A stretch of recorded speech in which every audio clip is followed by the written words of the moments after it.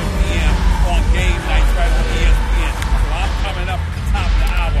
I'm usually excited, period, but never more excited at least for this series as I am for tonight. Kevin Durant is expected to return. And if he returns, to me, it's going to tell me a lot about what the Warriors are made of. We're going to see what Steph does. We're going to see what Clay does. We're going to see what Draymond Green does.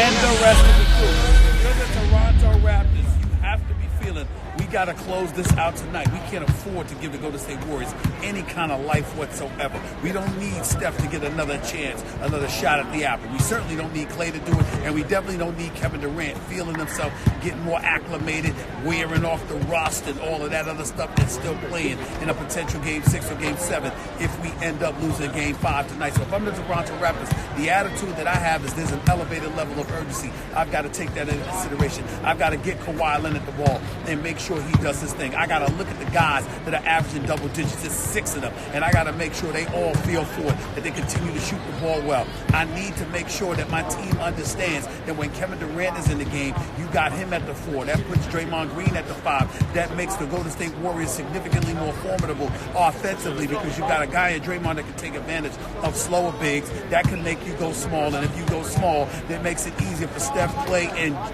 KD to score more points. All of those things are things that I have to concern myself about. So if I'm the Toronto Raptors, again, the level of urgency has definitely arrived.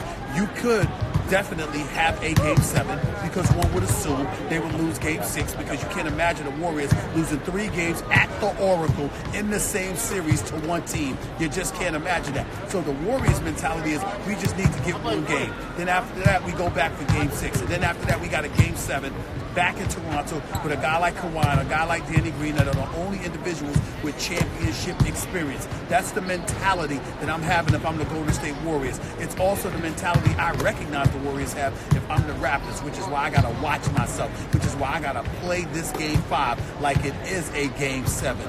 Do everything in my absolute power to close out the Golden State Warriors. We're about to find out whether or not they can do that, especially if KD is healthy enough. Because remember this, KD at 70% is better than 90% of the entire NBA. That's just one of the things that I'll be talking about coming up on my NBA special.